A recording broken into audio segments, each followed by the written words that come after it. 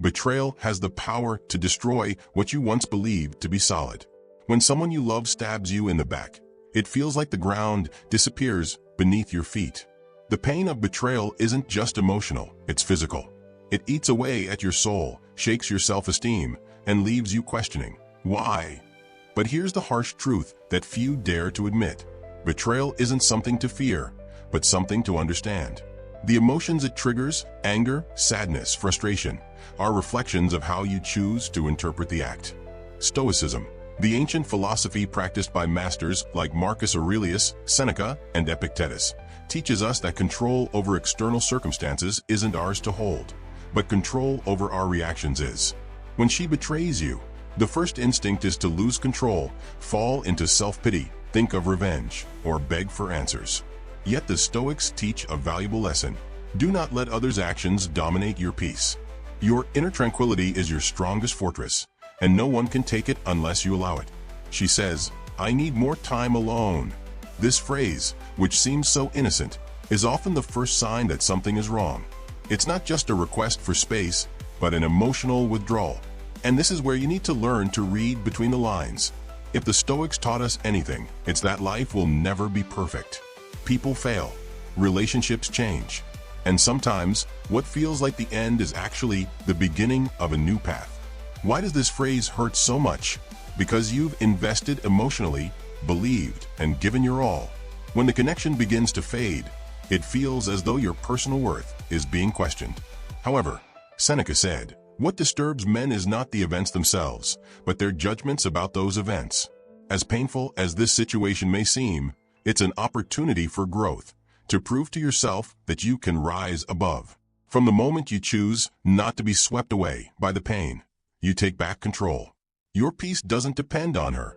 It depends on how you respond to the withdrawal. Warriors, this is the beginning of your test. Words have power. They carry hidden meanings that often go unnoticed at first glance. When she says, "We're just friends," it's not an innocent declaration. It's a sign that something deeper is happening.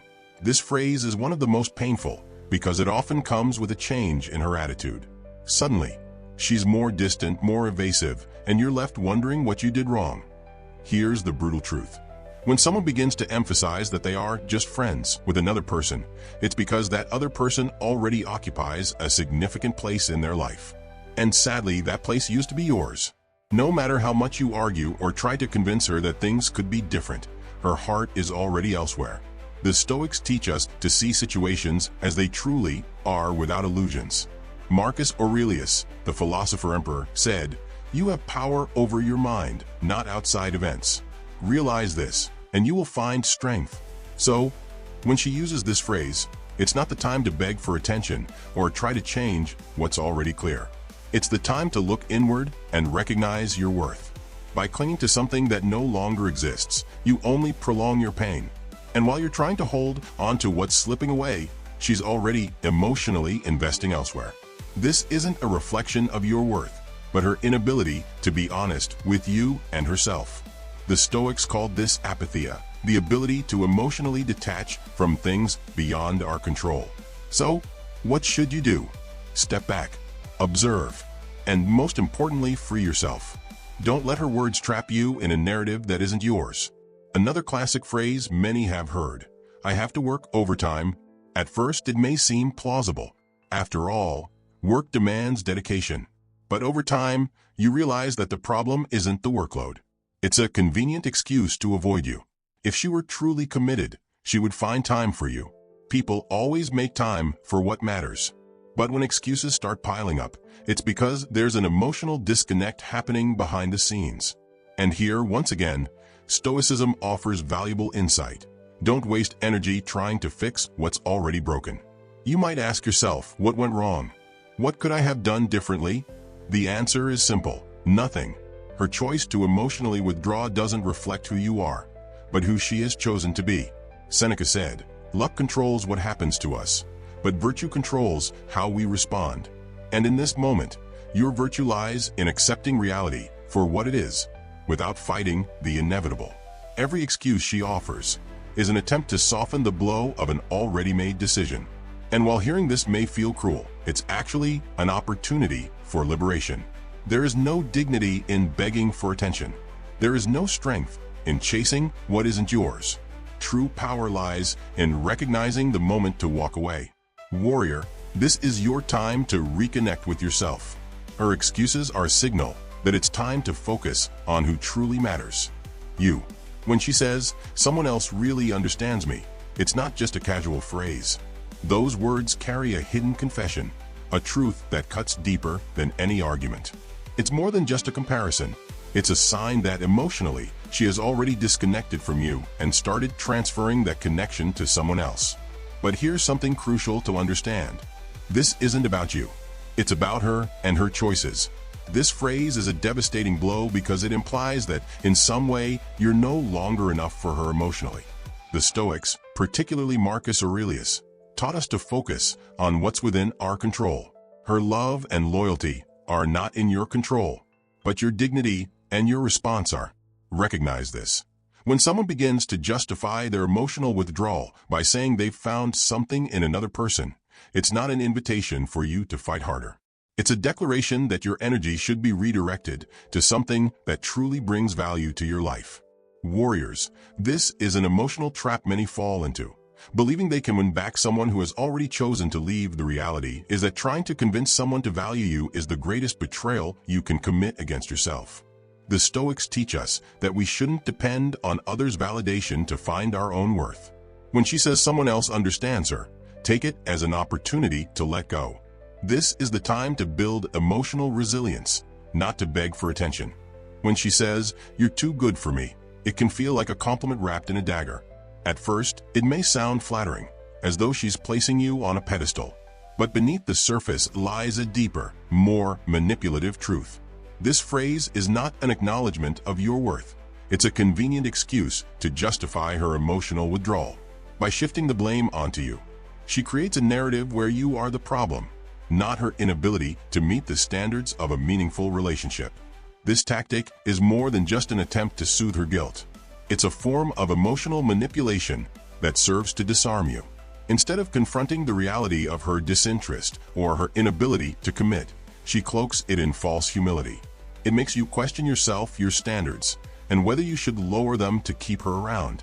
But this is where the teachings of the Stoics come into play. They remind us to separate the noise of others' actions from the clarity of our own worth. Marcus Aurelius wrote, "Waste no more time arguing what a good man should be. Be one." This is your moment to embody that wisdom. Instead of trying to prove your value to someone who doesn't appreciate it, focus on living with integrity, strength, and self-respect. When she says, "You're too good for me," it's not a call to convince her otherwise. It's a signal that she's unwilling or unable to rise to meet you at your level. The hidden pain in this phrase is that it's often a prelude to further disconnection. She may use it as a shield to deflect responsibility, to avoid admitting that her feelings have changed or that she's found someone else. It's easier for her to put you on a pedestal and walk away than to confront the truth. But as a warrior of the mind and soul, your job isn't to chase her or to lower yourself to keep her. Your job is to stand firm in your value. Recognize this manipulation for what it is. It's not about you being too good. It's about her feeling unworthy or unwilling to put in the effort.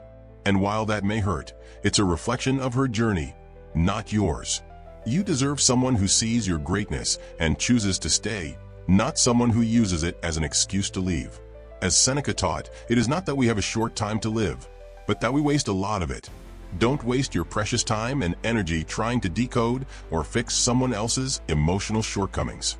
Instead, channel that energy into building your future, into strengthening your resolve, and into finding someone who values you without reservations. Walking away with dignity is not a sign of weakness. It's a testament to your strength. It's an acknowledgement that you refuse to be reduced to a pawn in someone else's emotional game. The moment you let go of her manipulation is the moment you reclaim your power. And in that, you prove that your worth isn't dependent on anyone's approval, but your own understanding of who you are. Block 6. Conclusion: Overcoming and learning from Stoic wisdom expanded. Betrayal is one of life's most painful tests. It cuts to the core, leaving you questioning your worth, your choices, and your future. But as devastating as betrayal can feel, it is also a profound opportunity for growth. It's a chance to rise above the pain, to transform adversity into strength, and to prove to yourself that you are far more resilient than you ever imagined.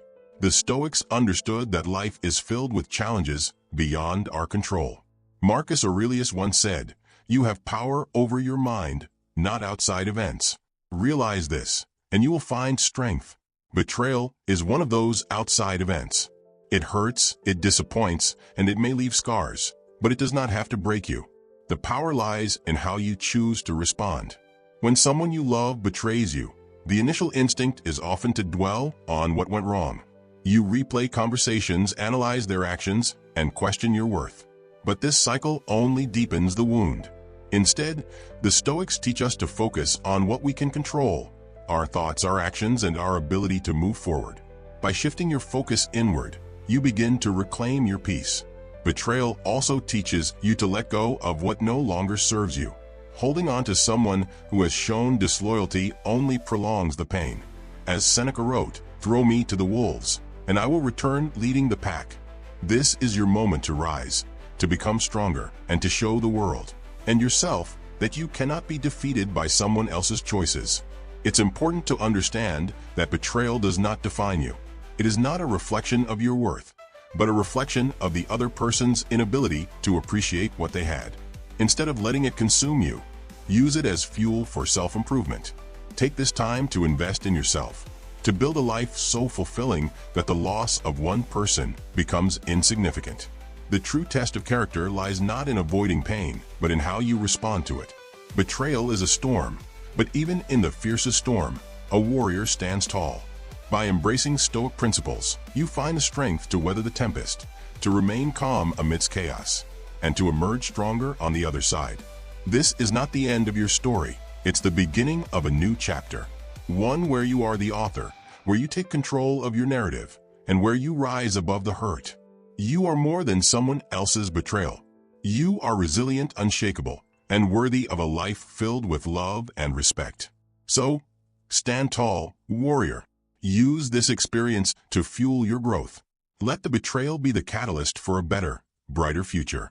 And remember, the happiness of your life depends not on the actions of others, but on the quality of your thoughts and the strength of your spirit.